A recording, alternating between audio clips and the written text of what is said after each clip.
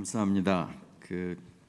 오늘 특별히 매 주일마다 귀한 찬양으로 예배를 이끌어 주지만 오늘 이 찬양의 가사를 제가 가만히 듣고 있으니까 제가 따로 오늘 설교 안 해도 계속 한 서너 번 들으면 될 것 같아요. 환난이 와도 핍박이 와도 주님만 위해서, 또 아무리 어려움이 있어도 고통과 죽음이 와도 내 주님만으로 만족하겠다. 이게 오늘 제가 말씀을 전하려는 내용이거든요. 그러니까 여러분 어떻게 하시겠어요? 제가 그냥 내려가고 한 서너 번 그냥 계속 찬양대 듣고 오늘 끝나셔도 됩니다. 그래도 제가 또 한 말씀 준비한 걸 나눠야죠. 오늘 시편 37편은 시편은 150편으로 되어 있죠.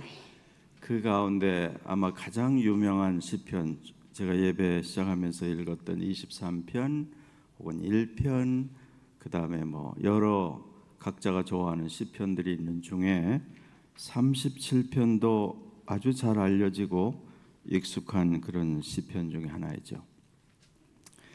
이 시는 이제 여러분이 잘 아시는 대로 시편이 150편인데 그 중에 절반 가까이를 하나님의 사람인 다윗이 기록을 했어요. 다윗의 일생이 여러분 구약 성경의 사무엘 상하 열왕기 1장까지 이 다윗이 어떤 사람이었는지 그의 소년 시대부터 그의 임종 자리까지 생생하게 기록을 해 놓았습니다.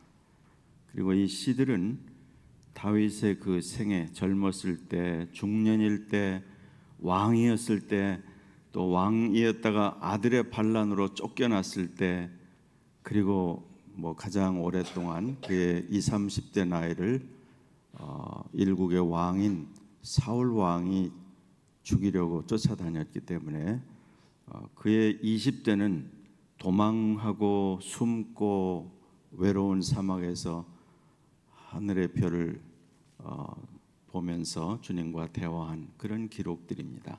그러니까 이 시편들은 책상에 앉아서 진한 커피를 마시면서 명상에서 나온 것이 아니라 삶의 아주 처음부터 끝까지 전투와 같았던 그의 생애를 통해서 녹여낸 그런 시들이 많죠. 오늘 이 37편은 전체 시가 좀 길기 때문에 앞에 11절을 읽었는데 이 시편 37편 25절에 보면 스크린에 없으니까 듣기만 하세요. 이런 구절이 보입니다. 내가 어려서부터 늙기까지 의인이 버림을 당하거나 그의 자손이 걸식함을 보지 못하였도다. 그래서 본문에 늙기까지라는 표현이 보입니다. 이 다윗의 생애는 70세 그가 죽은 것으로 열왕기 상이 기록을 하고 있기 때문에 요즘으로 하면 청년이겠지만 지금부터 3000년 전에 살았던 다윗에게는 40년 넘게 왕위에 있으면서 그의 생애를 살았습니다. 많은 사람들이 이야기를 하죠. 다윗이 얼마나 하나님의 복을 받았나. 다윗은 굉장히 재능도 많고 용감하고 잘생겼고 그리고 40년 왕위에 있었으니까 그보다 더한 인생이 누릴 수 있는 건 모두 다 누렸다 할 수 있죠.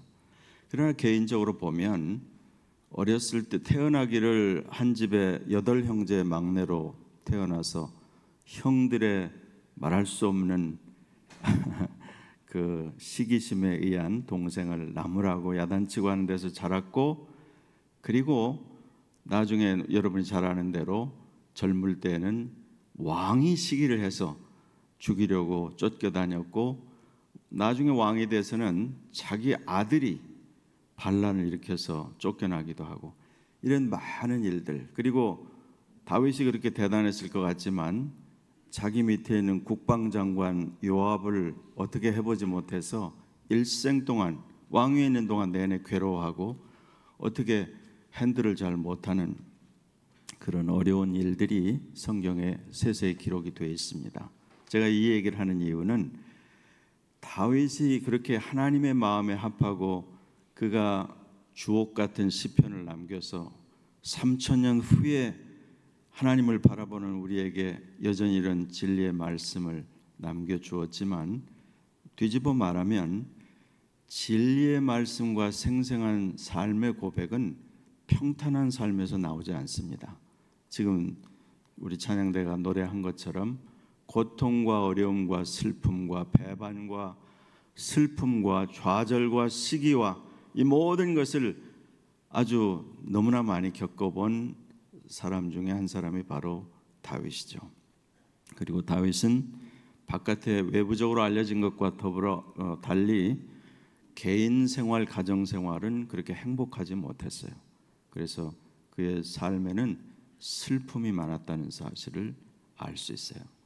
그래서 이제 오늘 이제 본문에 25절에 제가 이야기한 대로 자기가 나이 들어서 일생을 살아오면서 그 삶에 어떤 것을 내가 경험을 했더니 이와 같더라, 그렇게 고백을 했기 때문에 이 고백이 특별히 중요하다는 거죠. 그래서 오늘 이제 읽은 다시 37편 1절부터 11절까지에는 두 가지 단어를 주목해야 됩니다. 첫 번째는 이제 제일 첫 1절부터 등장하는 불평하지 마라. 이제 그 말이 3번 나오거든요. 불평하지 마라, 불평하지 마라, 불평하지 마라. 1절, 그 다음에 8절, 7절 뭐 이렇게 나오나요? 예. 7절, 8절 그렇게 나오네요. 3번 불평하지 마라 나오고, 그러나 더 중요한 단어는 오늘 읽은 본문에만 여호와라는 하나님의 이름이 5번이나 반복되고 있다는 사실이에요. 그러면 이 두 단어만 가져도 이 말씀이 말하고자 하는 포인트가 나오죠. 여호와 하나님이 계시기 때문에 불평하지 마라. 먼저 그렇게 이 메시지로 압축할 수 있겠죠. 그러면 본문에서 불평하지 말라, 컴플레인하지 말라 이런 생각을 할 수 있는데, 조금 단어의 뜻을 먼저 생각할 필요 있어요. 이 불평하지 말라, 영어 성경에 보면 don't fret, 이 fret이라고 하는 단어는 불평이라기보다 조금 더 깊은 의미로 초조해하고 안달하지 마라, 그런 뜻입니다. 초조해하고 안달하지 마라. 마치 네 기회는 다시 없는 것처럼 저 나쁜 놈이 다 내가 가져가야 할 것을 다 가져가고, 못된 친구들은 다 잘 되는 것 같은데 나는 성실하게 땀 흘리고 나는 매주일 주님 앞에 나갔으며 나는 양심적으로 살려고 애썼는데 저렇게 예수도 안 믿고 자기 생긴 대로 살고 못되게 하는 친구는 하는 일마다 잘 되고 비즈니스도 성공하고 심지어 죽을 때까지 건강하고, 성경에 보면 그런 말이죠. 죽을 때까지 건강하고 뭐 살이 쪄서 눈이 솟아나오고 하는 일을 다 잘 되니 내가 정직하게 산 것이 맞습니까? 이렇게 하나님에게 따지는 그런 성경도 있습니다. 그러니까 이 성경의 이 모든 일들, 조금 전에 말씀한 것 같이 일생을 다 살아온 노년의 다윗이 내가 살아보니까 나도 누구 못지않게 좌절과 슬픔과 시기와 배반과 모든 고통스러운 과정을 다 겪고 여기까지 와서 살아보니 어떻게 살아야 되냐? 불평하지 마라, 즉 초조해하고 안달하지 마라 하는 표현을 하고 있는 거죠. 그래서 제가 사실 오늘 본문 제목을 4절에 있는 또 여호와를 기뻐하라 이렇게 정했는데, 여호와를 기뻐하라는 그 말 앞에 중요한 몇 가지 우리에게 명령이 있습니다. 먼저 3절에 보시면 여호와를 의뢰하고 선을 행하라 그렇게 되어 있죠. 한번 3절, 4절, 5절, 3절 한번 다시 읽어보시겠어요? 시작. 여호와를 의뢰하고 선을 행하라. 땅에 머무는 동안 그의 성실을 먹을거리로 삼을지어다. 또 여호와를 기뻐하라. 그가 내 마음의 소원을 내게 이루어 주시리로다. 내 길을 여호와께 맡기라. 그를 의지하면 그가 이루시고. 거기까지만 보겠습니다. 그 다음에 7절에 보면 여호와 앞에 잠잠하고 참고 기다리라. 이제 그런 이야기를 하고 있고 9절에는 여호와를 소망하는 자들은 땅을 차지하리로다. 그렇게 5번 나와 있다는 것을 알 수 있습니다.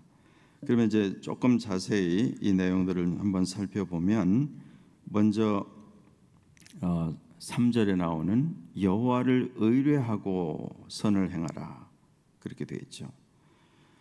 거기서 보면 땅에 머무는 동안 그의 성실을 먹을거리로 삼을지어다 라고 되어 있습니다. 아주 특별한 표현인데 땅에 머무는 동안이라는 이 단어는 이 말이 가지고 있는 진짜의 뜻은 내가 살아있는 동안, 내가 이 땅에서 하나님의 은혜의 섭리 아래 거하는 동안, 그런 뜻입니다. 그러니까 내 인생의 시간 동안 이런 뜻이죠.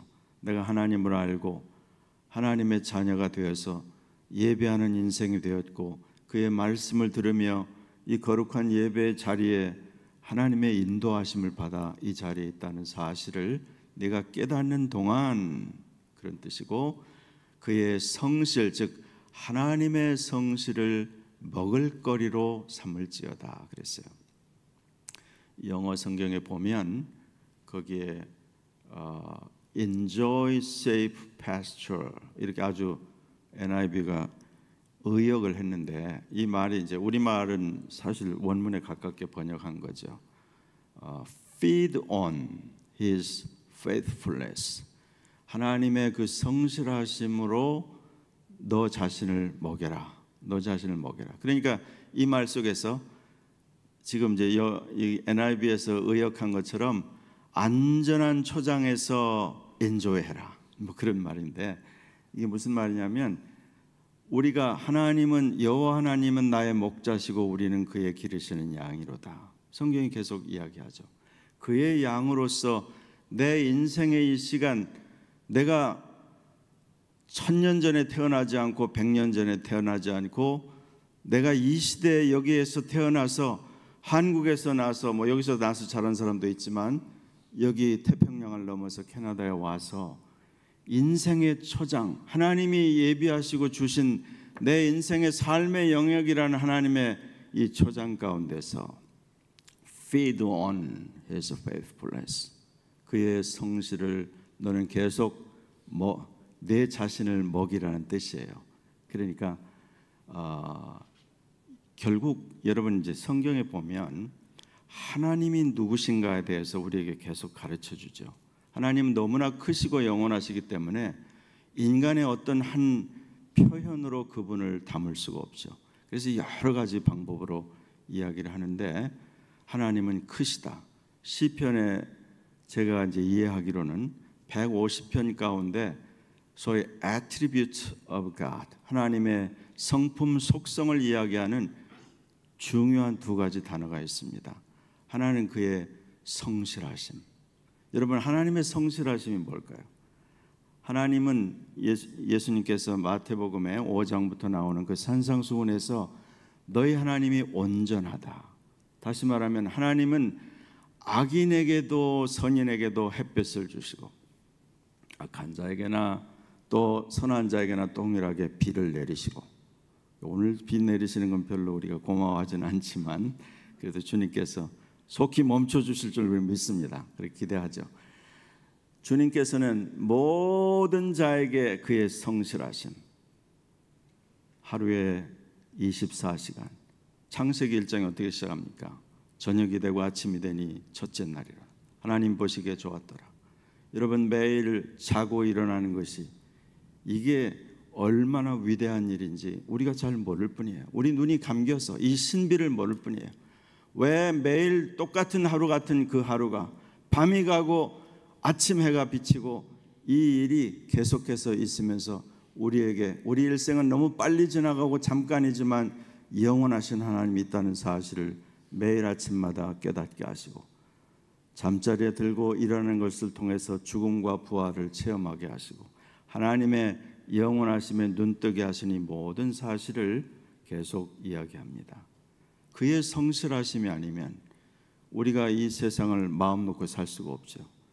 우리는 보통 자연과학 시간에 만유인력의 법칙, 중력의 법칙으로 물건이 위에서 아래로 떨어지고 이런 정도는 알지만 이 모든 것, 성경에 욥기나 시편에 곳곳에 말하는 대로 이 모든 너희가 밤에 보는 수천억 개의 별자리와 우주와 행성과 항성을 그것이 적당한 거리에서 주기를 가지고 다른 지구를 돌며 지구는 다른 행성들은 태양을 일정하게 돌아서 1년 동안 그 돌아가는 모든 우리가 보는 별자리와 이 바람이 부는 것과 이 모든 것들은 누가 그렇게 했는지 내가 아느냐. 성경이 계속 묻죠. 우리 인생이 자기 코앞에 있는 일, 눈앞에 닥친 그 일을 해결하지도 못해가지고 매일 허겁지겁 하는데, 그래서 성경이 계속 이야기하죠. 눈을 들어 하늘을 보라. 눈을 들어 별을 만상을 보라. 이 모든 것을 누가 지었느냐? 이 모든 것을 누가 지었느냐? 인생은 수에 셀 가치가 없는데 이사야서 2장 마지막입니다. 그의 호흡은 코에 있기 때문이다. 그렇게 말했어요. 얼마나 인생이 모질고 대단한 것 같으면서도 인생은 너무나 연약하다는 사실을 이해하지 못하면 하나님의 권능을 이해하지 못하죠. 그래서 하나님의 성실하심에 기초해서 믿지 않는 사람조차 살아가는 것입니다. 왜냐하면 하나님이 정하신 그 법칙, 그 자연의 법칙, 그 모든 일들이 만물이 돌아가고 질서, 그렇게 사람들이 악하고 그렇게 대단한 것 같아도 하나님은 여전히 참으시고 그 모든 성실하심을 보여주신다는 거죠.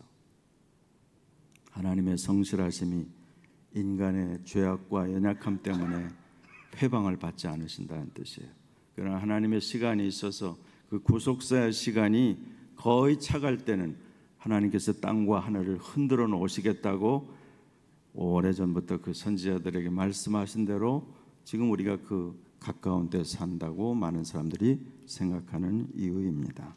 그래서 그의 성실을, 하나님의 자녀는, 모든 자녀들은 그 부모를 배우죠.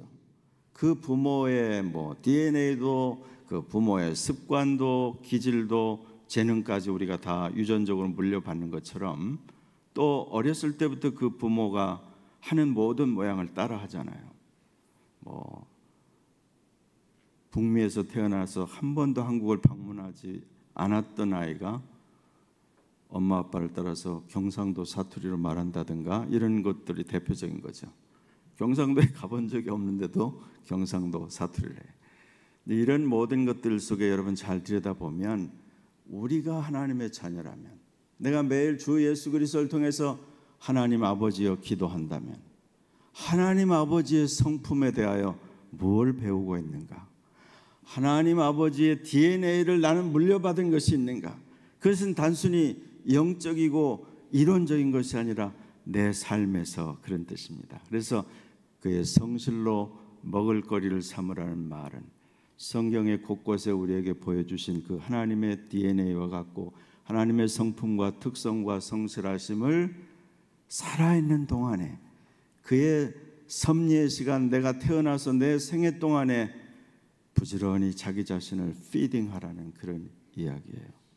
그래서 예수 믿는 사람은 믿지 않는 사람보다 그래도 상대적으로 성실을 하게 돼 있어요. 바로 믿었다면. 물론 신앙생활을 하지 않는 사람도 천성적으로 양심적이고 천성적으로 남보다 성실하고 아주 열심인 사람들이 없는 건 아니죠. 다른 종교를 믿는 사람도 대단한 헌신들을 많이 하니까요. 그러나 그것은 상대적인 것이고 여호와 하나님의 영원하심과 성실하심이 내 안에 DNA처럼 이것을 박히려고 하면 다른 방법이 없습니다. 여러분이 하나님의 말씀을 부지런히 하루에 2끼, 3끼 양식을 먹듯이 자기 자신의 말씀을 피딩하고 또 기도하고, 그리고 그렇게 해서 삶 속에 조금이라도 전부 다 달라진 그의 성실하심, 그의 영원하심의 어떤 특성이 삶에서 하나님의 성령의 감동으로 나타나게 된다고 믿습니다. 그러면서 우리의 삶이 달라지는 거죠. 그러면서 삶이 거룩해지는 것이 보이는 거죠. 본래 우리는 그런 사람이 아닌데 하나님의 은혜가 우리를 그렇게 이끌어가는 중입니다. 자, 그래서 오늘 본문에 이제 제목으로 삼은 이제 4절인데 또 여호와를 기뻐하라. 이제 여기에 보면 이전 번역에는 이 또를 집어넣지 않았는데 원문에 있는 표현을 집어넣었어요. 이건 아주 잘 표현한 거죠. 영어에 보시면 근데 이 여호와를 기뻐한다는 게 뭐냐? 그 말을 조금 자세히 이해할 수 있어요. 영어 읽으실 수 있는 분은 그거 한번 같이 읽어보시죠. 시작. Delight yourself in the Lord, and He will give you the desires of your heart. 여호와를 기뻐한다는 게 뭐냐? 하나님은 영이시고 하나님은 눈에 보이지 않는데 하나님을 기뻐한다는 게 뭐냐? 훨씬 구체적으로 원문과 그 영어 번역에는 하나님을 믿는 너 자신을 기뻐해라, 그런 뜻이에요. 여러분 이거 아셨어요? 여호와를 기뻐하라는 말은 하나님을 믿는 너 자신을 기뻐해. 여호와 안에 있는 너 자신을 기뻐해라. 아니요, 나는 내 자신을 기뻐한 적이 없습니다. 혹시 내 자식은 기뻐하고 내 친구는 기뻐했어도 내 자신은 내가 봐도 실망스럽고 내가 봐도 흠집과 단점과 내 자신 맨날 후회하고 맨날 절벽에서 뛰어내리고 싶고 이런 생각만 가졌지 하나님을 믿는 나 자신을 기뻐한 적이 없습니다. 만약 여러분이 그러셨다면 조금 늦었지만 그 살아있는 동안에 지금 고치셔야 돼요. 성경은 우리에게 이렇게 말합니다. 여기 있는 모든 것이 명령이라는 걸 기억하셔야 돼요. 내가 이렇게 하면 좋겠다, 내가 너에게 권고하니, 그런 얘기가 아니에요. 기뻐해라, 맡겨라. 근데 안 하면 하나님의 명령에 불순종한 것이 되는 거죠. 그래서 여러분 딴 사람 쳐다보지 말고 자기 자신에게 가슴을 이렇게 고개라도 이렇게 해보시고 오늘부터 내가 나를 기뻐한다. 나를 기뻐한다. 한번 여호와를 믿는 나를 기뻐하자. 계속 하세요. 여러분 항상 이 성경에는 두 가지입니다. 우리는 늘 기도하죠. 많은 우리 권사님들이나 나이 드신 장로님들 기도할 때 보면 높고 높은 보좌에서 이 낮고 천한 막 그러면 이 죽을 죄인 막 그러면서 너무 좌절이 되고 그냥 이야기만 해도 막 힘이 막 빠지잖아요. 그래서 젊은 아이들은 이 싫어하거든요. 그건 맞지만 항상 두 가지입니다. 한편은 우리는 용서받을 수 없는 멸망받고 심판받을 수밖에 없는 죄인인 것도 맞지만 그건 하나님 만나기 전이에요. 근데 내가 하나님을 아버지로 부르고 예수를 믿고 소망과 영생과 영혼을 가진 내 자신을 생각할 때 내가 하나님의 택함을 받아. 우리 스스로가 착해서 주님 앞에 나온 것이 아니잖아요. 여러분 에베소서 1장 3절에 창세전에 너희를 택하신 하나님이라고 말씀하잖아요. 하나님이 내가 생각해도 내가 마음에 안 들고 내가 생각해도 나는 실망스러운 것밖에 없고 늘 후회가 되고 한심한 그런 상황들을 여러분 너무 거기에 머무르지 말고 그 사실을 늘 인식하는 것은 중요하지만 그러나 이런 나를 하나님이 택하시고 사랑해 주시고 독생자 성자 하나님이 대신 죽었다가 사시고 그러니까 이게 얼마나 대단한 겁니까? 그 나를 여러분 실망하는 것만이 아니라 예수 믿는 여호와 안에 있는 내 자신을 마음껏 기뻐하시고 격려해 주시기를 바랍니다. 그게 주님의 명령이에요. 그렇게 하면 여호와께서 내 마음의 소원을 이루어 주시리로다 하잖아요. 그런데 이 좋은 거를 왜 우리가 그동안 못했느냐? 왜 우리가 하나님을 기뻐하지를 못했느냐? 성경은 우리에게 이렇게 말하죠. 예수 믿고 구원받고 천국에 간다. 이거 외에는 여러분이 관심이 없고 아는 게 없다면 그리고 나머지는 다 내가 하고 싶은 대로 살고 내가 필요하면 그때마다 SOS를 쳐서 911 부르듯이 하나님 나 급합니다. 누구 아픕니다. 네, 이런 일 있습니다. 저런 일 해결해야 됩니다. 매일 보통 때는 911 찾지 않잖아요. 911처럼 신앙생활하는 스타일. 미안하지만 많은 경우 그렇게 합니다. 지금 내가 잘 나가고 있으니 주님 방해하지 마시고, 내가 하고 싶은 대로 살다가 일이 잘 안 되면 주님을 찾겠습니다. 이런 말은 안 하겠지만 이런 태도를 보이는 것이 일반적인 크리스찬이라고 하면 성경이 우리에게 계속하는 이야기는 그렇지 않다. 너는 이전의 내가 아니고 내가 오늘 예배하는 하나님의 아들, 딸이 되기 위하여 내가 얼마나 값비싼 희생을 치르는지 아니. 사도행전 20장에 보면 하나님의 피로 값주고 산 교회라는 말이 나옵니다. 말하자면 하나님께서 자기 심장을 스스로 찔러서 자기 자신의 피를 흘려서 하나님의 교회가 태어났다는 뜻이에요. 그럼 여기에서 하나님의 교회와 앉아서 예배하고 주 앞에 있는다는 이 거룩한 부르심이 얼마나 엄청난 일인지 우리가 잘 모를 뿐이에요. 많은 경우는 우리 눈이 가려서, 왜 성경이 끊임없이 눈먼 자에 관한 이야기를 하는지, 귀 못 들은 자에 대해서 이야기를 하는지, 이사야서 42장부터 43장에는 이 얘기를 계속 반복하죠. 그리고 문자적으로 우리가 아는 대로 예수님께서 오셔서 얼마나 많은 눈먼 자의 눈을 띄워주셨으며, 얼마나 많은 귀머거리의 귀를 열어주셨으며, 얼마나 많은 벙어리들의 입을 열어주셨는지 우리는 복음서를 통해서 알잖아요.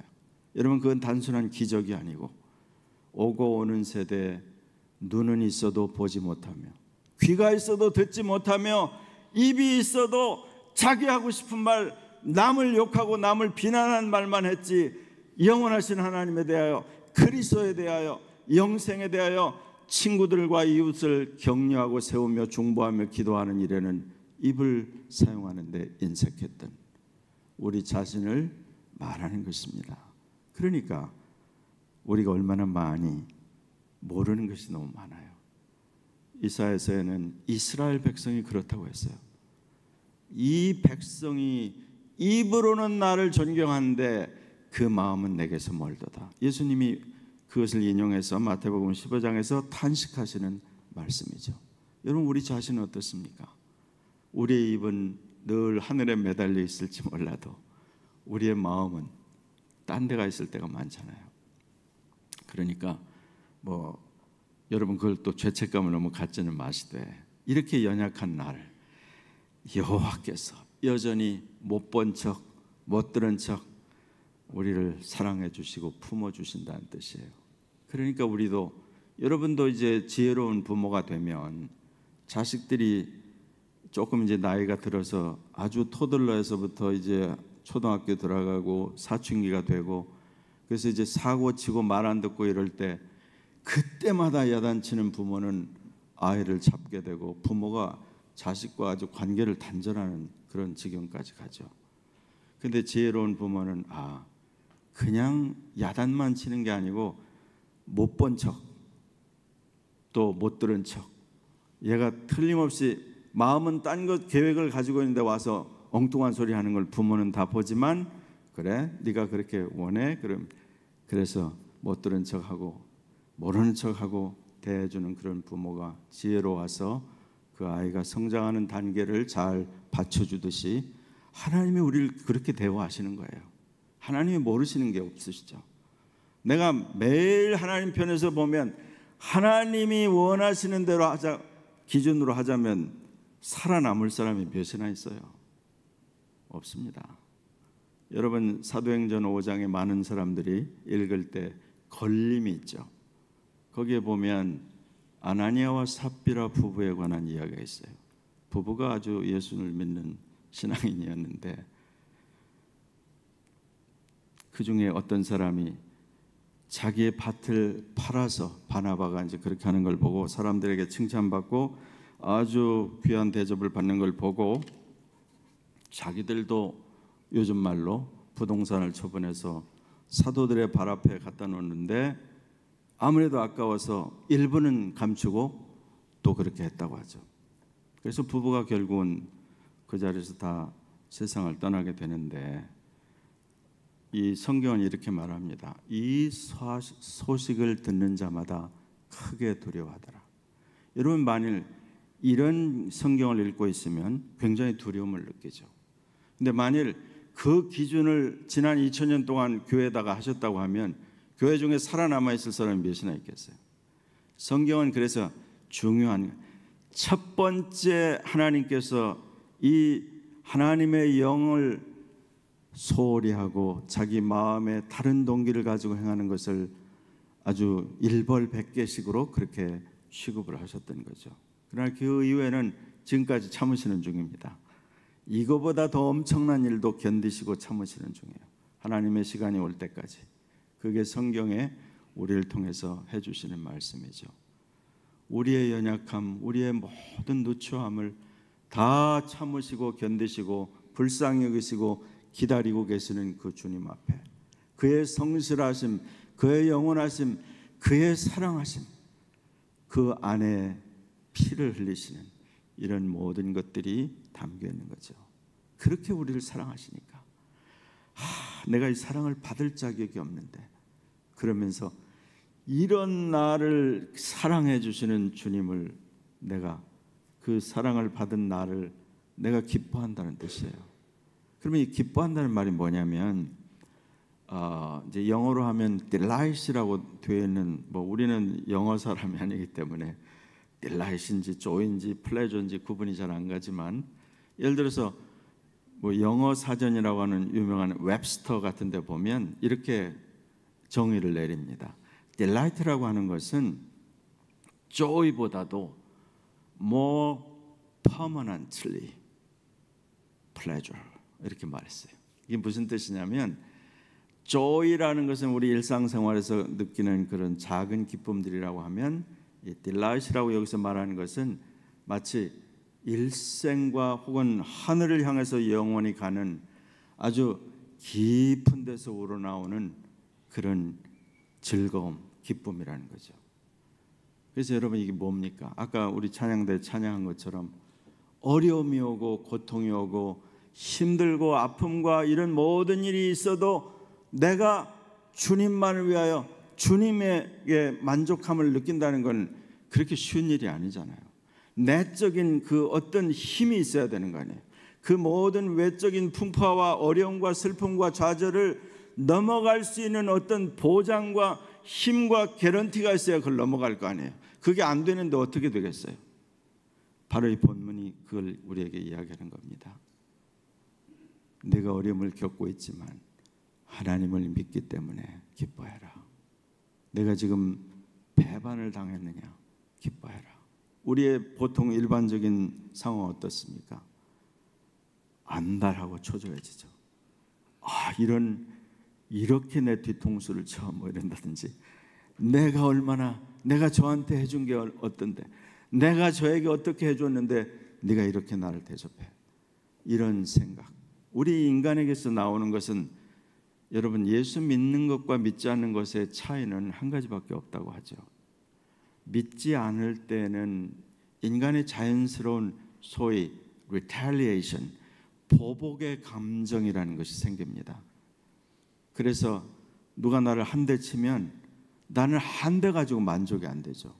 두 대를 쳐야 되고, 네가 나를 뒷담화했어, 너 돌아다니면서 나를 나쁘게 얘기해서, 그러면 세 배나 네 배나 해줘야 직성이 풀리는 이런 것들이 하나님과 상관없는 마음이에요. 이것이 죄인이고, 이것이 우리 모두에게 신앙생활을 50년 하고 뭐 저같이 목사를 하든 선교사를 하든 신학교 교수를 하든 인간 속에 이 튀어 올라오는 이 보복의 감정, 이런 것들이 다 있다는 거예요. 그러니까 안달하게 되고, 그러니까 초조하게 되고, 그렇게 되는 거죠. 그래서 여기에 어떤 분이 이렇게 우리가 왜 하나님을 기뻐할 수 없냐, 몇 가지 이유를 댔는데, 첫 번째로는 우리 마음이 기본적으로 탐심. 여러분, 탐심이라는 것은 우상 숭배라고 신약성경은 정의를 합니다. 우린 옛날처럼 돌로 깎아 만들고 금으로 은으로 겉에 이렇게 쌓아 올린 그런 우상에 절하지는 않지만, 신약성경은 정확히 그것은 우상숭배다 그랬어요. 그래서 칼빈이라고 하는 위대한 개혁자는 이런 말도 했습니다. 우리 인간의 마음은 human heart에서 idol factory, 우상을 만드는 공장이다. 뭔지 이런 식으로도 표현했는데, 우리 마음에는 얼마나 많은 그 욕구들, 탐심들, 그런 것들이 가득할까요? 그리고 늘 이런 것들은 기본적으로 우리는 늘 남과 비교합니다. 그래서 다른 사람이 갖지 못한 걸 내가 가졌을 때 나는 그것을 감사하고 기뻐하는 그 단순한 것을 끝나지 않고 자랑하고 교만하고 남을 무시하게 되는 그런 일반적인 특성을 다 가지고 있어요. 그러니까 이런 것이 지배를 받고 있으면 우리는 하나님을 기뻐할 수가 없는 거죠. 그 다음에 세상이 우리를 늘 미혹하게 하기 때문에 요한일서 2장 15절에는 이 세상이나 세상에 있는 것들을 사랑하지 말라. 누구든지 세상을 사랑하면 아버지의 사랑이 그 속에 있지 아니하니라.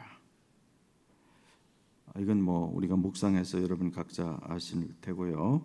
그 다음에 세 번째, 우리가 여호와를 기뻐하지 않는 이유는 기도에 힘쓰지 아니하므로. 너무나 고전적인 답변이긴 하지만 사실입니다.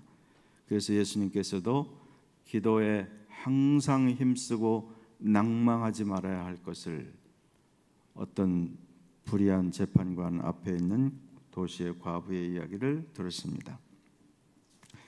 그래서 하나님은 언제나 기도로 가까이 나가는 주의 자녀들에게 가까이 하시겠다고 약속을 하셨죠. 그 다음에 네 번째는 왜 우리가 하나님을 기뻐하지 못하느냐? 결국은 하나님이 누구신지 잘 모르기 때문이에요. 하나님의 누구신지를 알고 싶은 마음도 별로 없어요. 그냥 하나님 도움을 받아서 내 일이 잘 되면 좋겠고 내 가족이 그냥 아무 무탈하게 잘 지내면 좋겠다. 난 하나님이 누구신지에 대해서 별로 관심이 없습니다. 이게 큰 문제죠. 그러니까 하나님을 기뻐할 수가 없는 거예요. 근데 하나님을 어디에서 여러분 발견할 수 있습니까? 어떤 유명한 대학교나 세계적인 연구소에 가면 하나님이 누구신지 알 수 있겠어요? 오직 우리가 들고 있는 하나님의 말씀, 성경 외에는 하나님이 누구신지를 말해주는 데는 그 어느 데도 없습니다. 그래서 여러분 아침에도 저녁에도 하나님의 말씀과 더불어 사시고 하나님의 말씀과 더불어 행하시기를 바랍니다.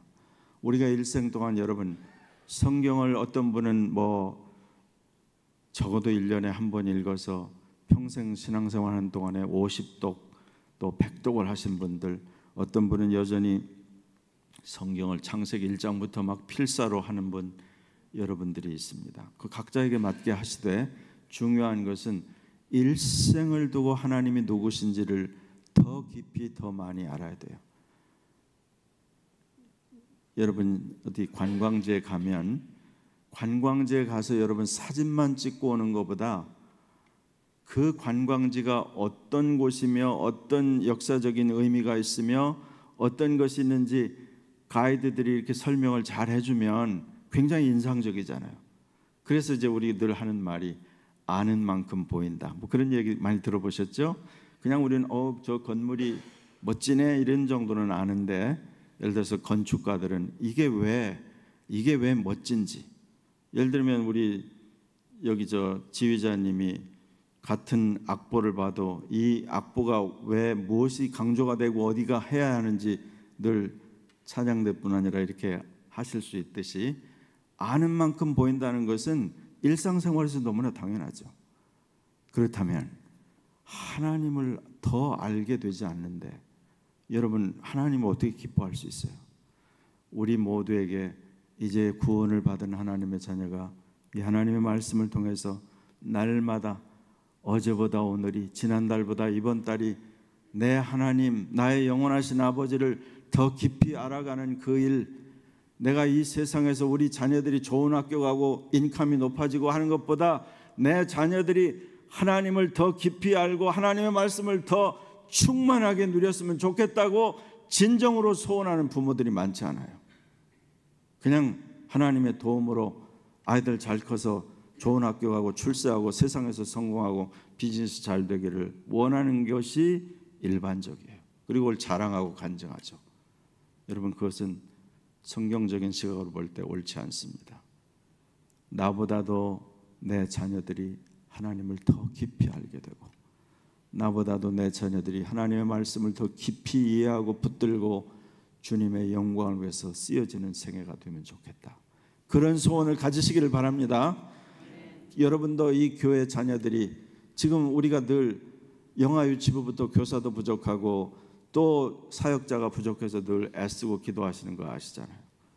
이 교회의 현 주소는 여러분이 아니라 뭐 미래 주소라고 해야 될지는 모르지만 지금 자라나고 있는 이 아이들이에요. 이 아이들을 위해서 여러분 기도하는 이유가 뭡니까? 이 아이들이 하나님을 더 잘 알고 이 공동체가 하나님의 영광을 위해서 제대로 쓰임을 받으면 좋겠다고 여러분이 생각하신다면, 여러분 스스로 말씀을 가까이 하고 기도하고 주님을 아는 만큼 더 잘 자신을 기뻐하고 자신에게 하나님의 위로를 전하고 그렇게 해야 되겠죠. 그 다음에 끝으로 한 가지 더 들 수 있는 것은, 하나님을 우리가 기뻐하지 않는 중요한 이유 중에 하나가 신앙 공동체에 정기적으로 참여해서 교제를 나누지 않기 때문이에요. 제가 최근에 저희 이 중앙교회하고는 상관이 없고 제가 이제 다른 쪽에서 이제 얘기를 듣고 마음을 참 안타깝게 여겼는데, 이제 지난 팬데믹 이후로 뭐 우리 모두가 좀 이상한 건 좀 그렇지만 이게 편해진 게 있어요.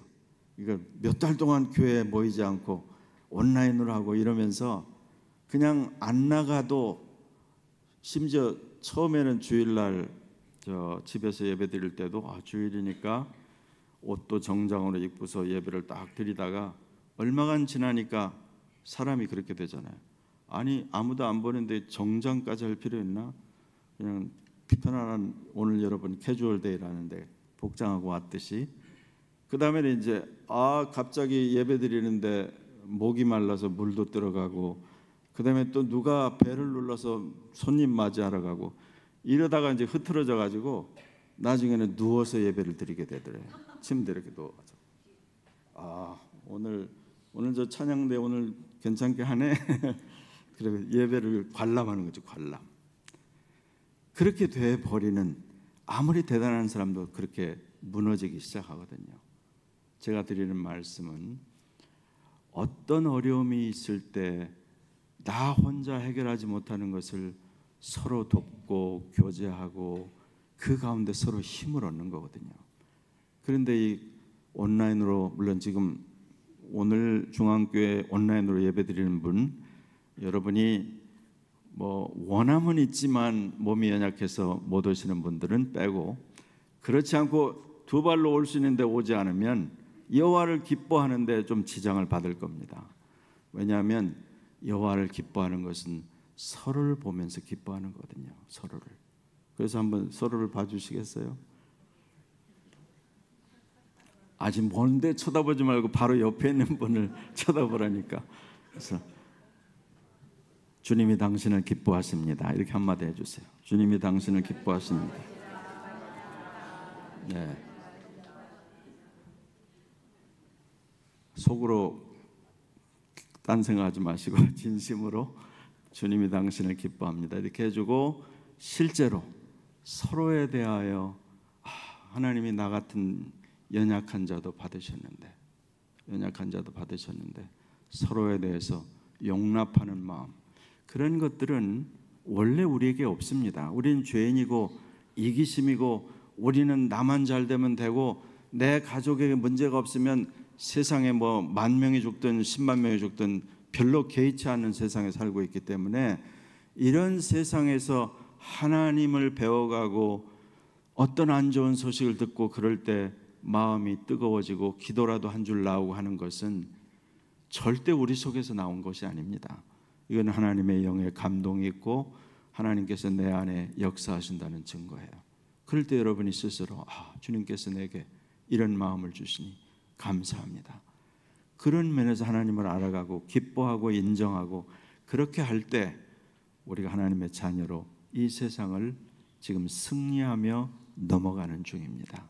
그러니까 이 어렵고 도전 많은 시대에 여러분이 지금까지 수고했으며 살아온 것들을 주님이 다 아시고 내 실패도 아시고 좌절도 아시고 내 눈물과 고통과 이 모든 것들도 다 아시는 주님께서 말씀하시기를 그럼에도 불구하고 안다라고 초조하지 마라.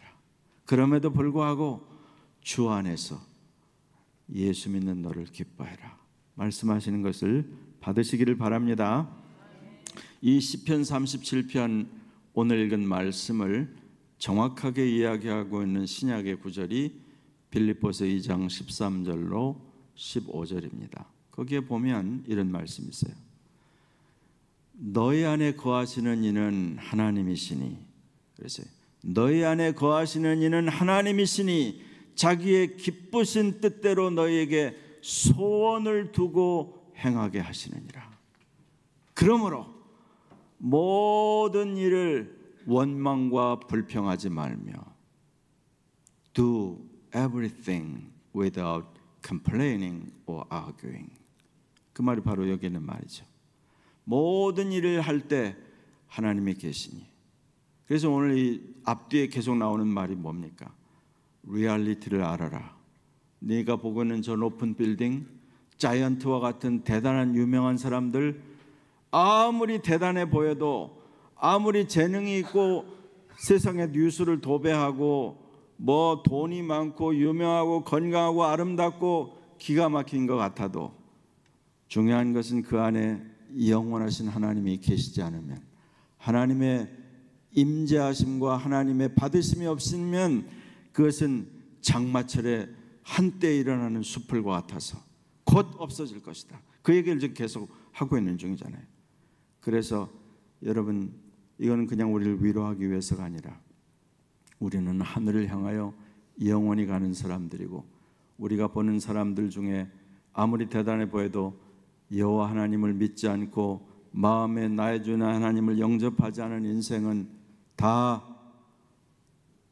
사라지게 될 것이고 영벌과 영원한 심판에 처해질 것이라는 것을 계속 이야기하는 중이에요. 그래서 오늘 이와 같은 약속을 받으신 여러분들에게 특별히 도전 많고 어려움 많은 시대에 여러분 안에 거하시는 주님, 하나님의 영 믿고 스스로를 위로하고 격려하고 세워서 또 주변에 있는 서로에게 늘 격려가 돼서 하나님을 기뻐하는 믿음의 복된 승리의 삶을 계속 사시기를 축원합니다. 예, 기도하겠습니다. 우리 함께 나눈 말씀을 기억하면서 한번 우리 기도하는 시간 갖겠습니다. 이 시간에 두 가지를 제가 함께 기도하기를 부탁드리는데, 하나는 내 자신에 대해서 너무 그동안에 스스로에 대해 힘들어하고 탄식하고 후회하고 이런 것들 주님께서 다 보혈로 씻어 정하게 해주실 뿐 아니라 하나님을 더 깊이 알아가서 하나님의 사랑을 받은 자로서, 하나님의 용서를 체험한 자로서 자신을 위로하며 기뻐하며 즐거워하는 삶을 살게 해주세요. 기도해 주시고, 또 한 가지는 여러분의 자녀나 남편이나 아내, 배우자나 가족들 가운데 이와 같은 그리스도 예수의 은혜를 힘입지 못한 사람이 없도록 하나님 도와주시옵소서. 이렇게 두 가지를 우리 한번 통성으로 기도하겠습니다. 아버지 하나님, 감사와 찬송을 올립니다. 영원하신 주님 앞에 나아가고 나아가서 아버지, 우리가 죄인이고 불쌍한 연약한 존재들이지만 하나님이 우리를 사랑하시기로 작정하셔서 택정하여 주시고 예수 그리스도의 대신 죽었다가 사심으로 아버지 하나님, 이렇게 영생을 누리며 하나님을 아버지라 부르며 예배하는 인생이 된 것 너무나 감사합니다. 부끄러운 것, 죄스러운 것, 아버지 연약하기 짝이 없는 것들 많았지만 주님이 용서해 주시고 피 흘려 모든 그 보혈의 권세로 깨끗하게 하시니 감사합니다. 담대하게 하시고 밝게 하시고 여호와를 기뻐하듯 내 자신을 기뻐하며 하나님의 성실을 식물로 삼는 믿음의 걸음을 걷기를 원합니다. 우리 사랑하는 남편과 아내와 또 자녀들 속에 또 친구들 속에 이와 같이 그리스도 예수를 알지 못하는 사람이 없도록 영원한 하늘의 은혜에 동참하게 되도록 하나님 저들을 위하여 기도하며 복음을 전하며 격려하며 세워가도록 인도해 주시고 이 공동체에서 자라고 있는 모든 자녀들에게 이와 같은 복의 복이 나누어지고 누려지기를 간절히 소원하옵고 감사와 찬송을 주 앞에 올리며 예수 그리스도의 존귀하신 이름으로 기도하였습니다. 아멘. 예, 이제